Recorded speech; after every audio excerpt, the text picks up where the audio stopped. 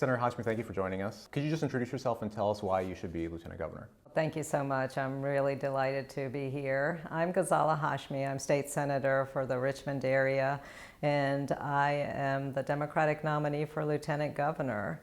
You know, after spending 6 years in the Virginia Senate, I'm ready to be president of the Senate.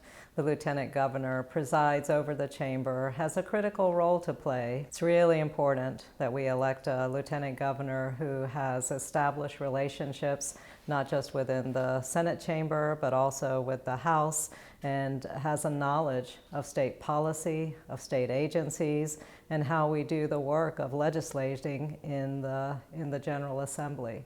And I'm ready to take on that role. How would you use the office, and how would you work with whatever the administration is in the governor's office outside of your official powers? Technically, by code, the Lieutenant Governor's role is defined as a part-time position, but I intend to serve in a full-time capacity, just as I've done now for 6 years in the Virginia General Assembly.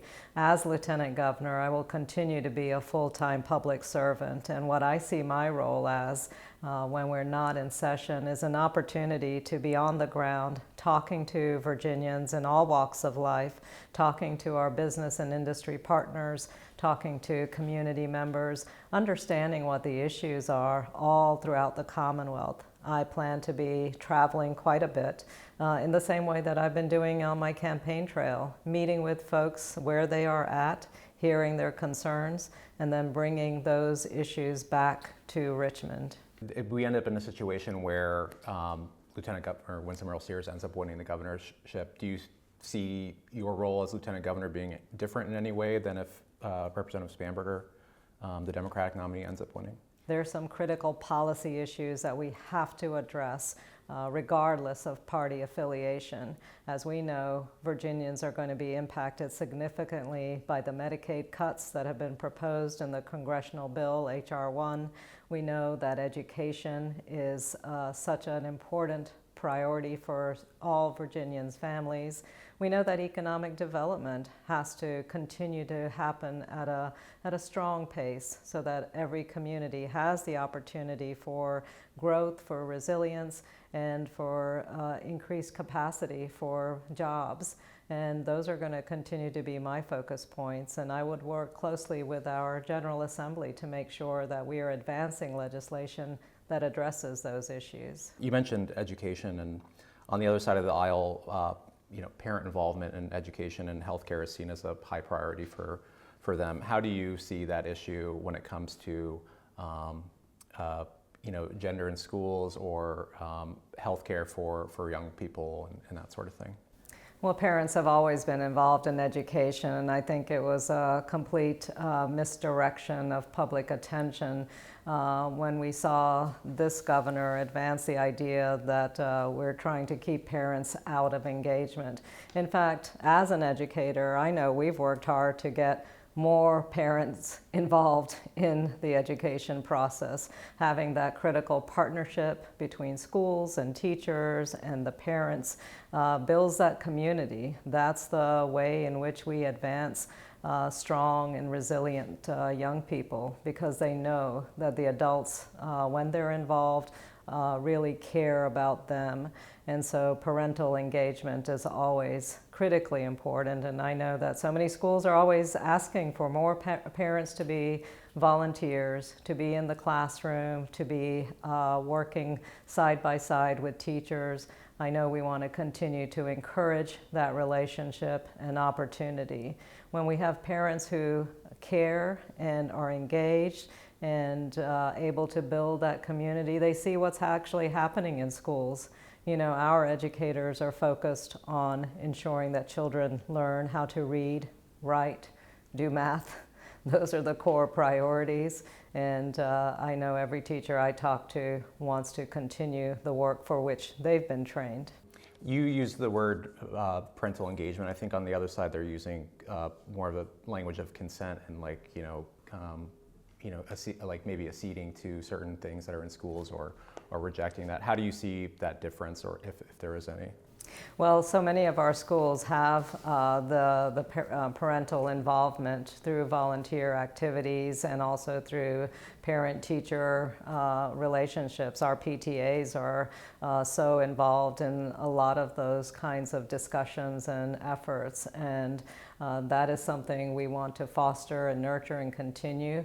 The leadership of our PTA organizations has always been critical, and so much of great importance to what happens in our education settings. And I think we would certainly see that being nurtured and supported in the next administration. So Virginia has a law that's commonly known as the so-called right to work law, and it kind of a short summary is that it makes it illegal to require joining a union or paying union dues to work at certain companies that have union representation or certain agreements.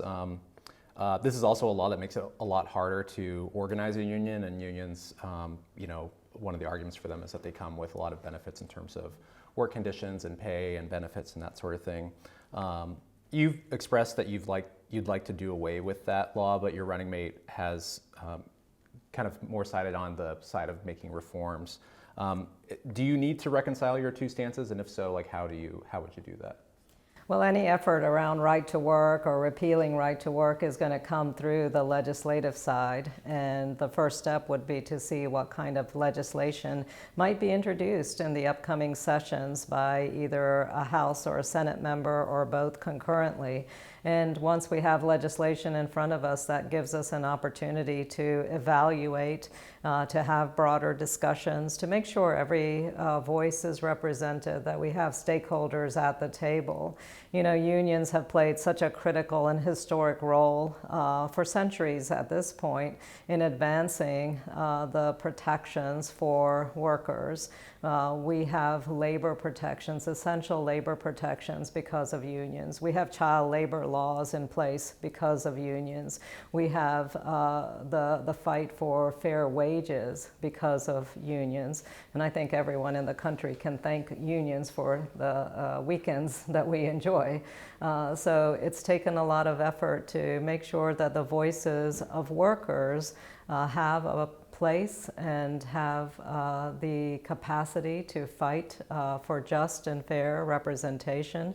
So when we're talking about economic advancement, when we're talking about building a strong middle class, there is so much dependency on the work of unions, on organized labor, to actually fight for those issues of economic equity and justice and advancing the cause for working families all across the country and certainly here in Virginia. One other issue that's going to be facing the next administration is energy. Data centers are requiring a lot more power. That could drive up power bills for Virginians. Affordability is a big topic this election. There's also concern out there that the Virginia Clean Economy Act, which has clean energy requirements for carbon and so forth, would make it maybe harder to build infrastructure to meet the energy goals. What sort of balance of state strategy versus local control do you think is appropriate for the placement of data centers on one hand or new power infrastructure or solar farms on the other? Yeah, that's a really big question that we are already working to try to respond in terms of legislation, and also it's going to be a critical and ongoing effort. The fact of the matter is that the Virginia Clean Economy Act is a part of the Virginia Code. We passed the VCEA in 2020, and it has put some guidelines and some structures in place about the goals that we have as a Commonwealth in achieving zero carbon for the health of our climate and the protections against climate change that we are already experiencing for well over a decade now in Virginia. So making sure that we are addressing and meeting the needs, the goals that we established in the VCA is a priority. And yes, we're seeing a considerable uptick and escalation on the demand on our energy needs. And in large part, much of that demand is coming from the growth of data centers. Now we know data centers are a strong economic development opportunity for many localities in Virginia. It makes sense for data data centers to be housed in the Commonwealth, you know, with the flow of information and data that we have on a global scale. Virginia is positioned geographically in an effective place to be the repository of so much of the traffic that we see, the digital traffic. But at the same time, we have to balance and we have to understand the kind of impact that we are seeing in this growth on our energy needs, the load on the grid that we are experiencing, and anticipate how that demand is going to continue to escalate. So while much of the permitting and the siting, yes, is in local hands, these are also regional issues. It's also a statewide issue. So if we're going to find effective responses to meeting the demand on energy and the cost to our individual ratepayers, we're going to have to take a look at it from a state perspective. The state has a responsibility to ensure that we can meet the energy needs for all Virginians, and that we have a fair and equitable process in terms of who's paying for the global traffic. Is it fair for Virginians to be carrying that burden for the entire world?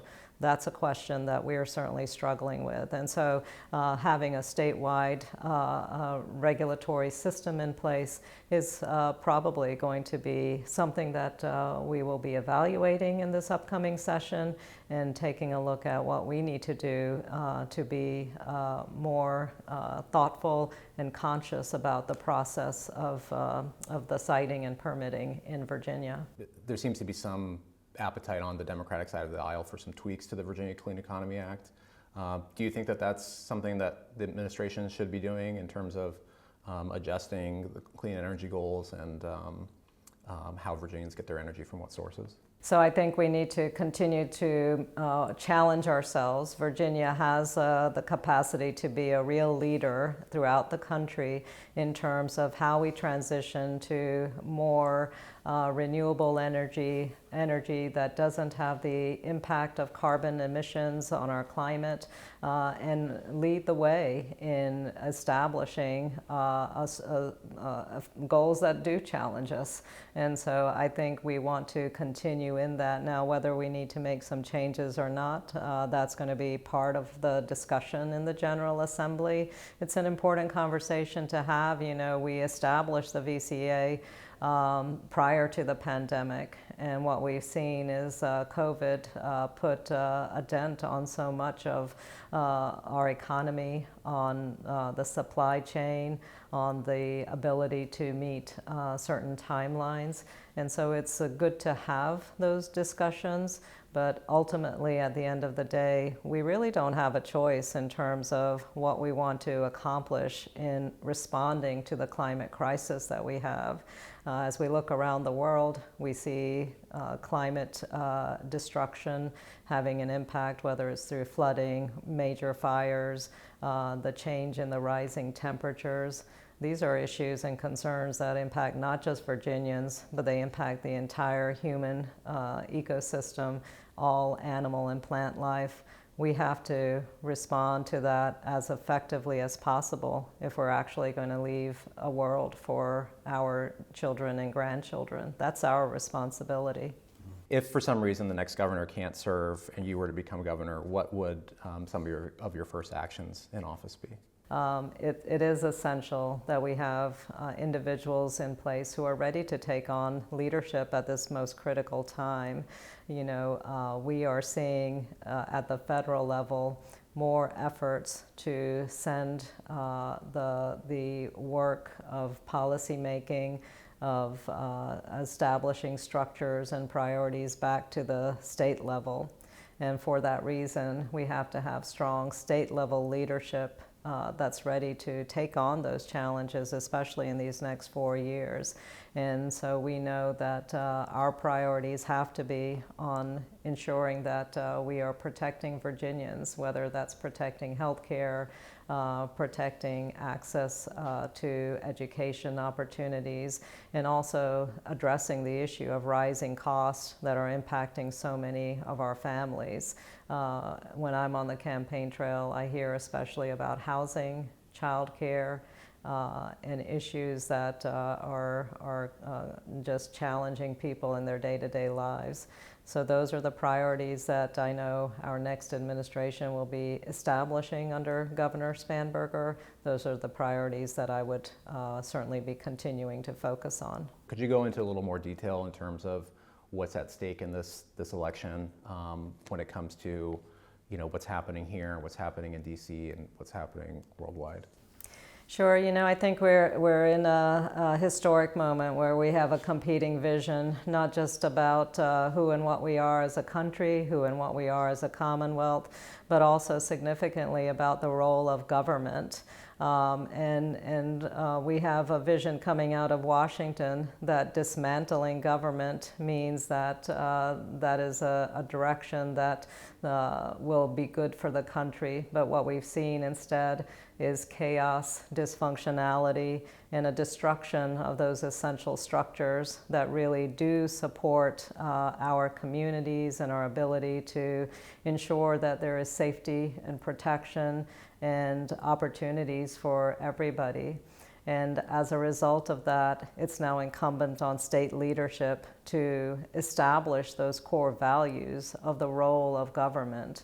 And I think what we're going to see in Virginia especially is an opportunity for us to stand up against the chaos. You know, we've seen the Trump administration dismantle the U.S. Department of Education, for example, dismantle our research and public health institutions.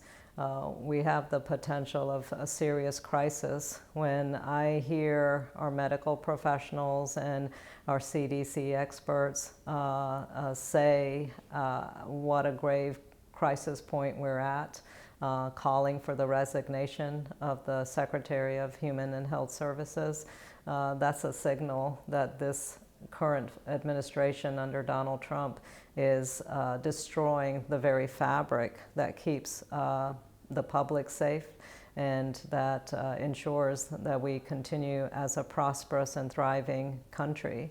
And when we don't have those federal measures in the ways that we've had them in previous generations, it's going to be incumbent on state leadership to pick up that mantle and ensure that we can keep moving forward in the face of this historic crisis. Thank you for watching. Make sure to subscribe to the VPM YouTube channel, hit the bell for notifications, and visit vpm.org for more in-depth coverage.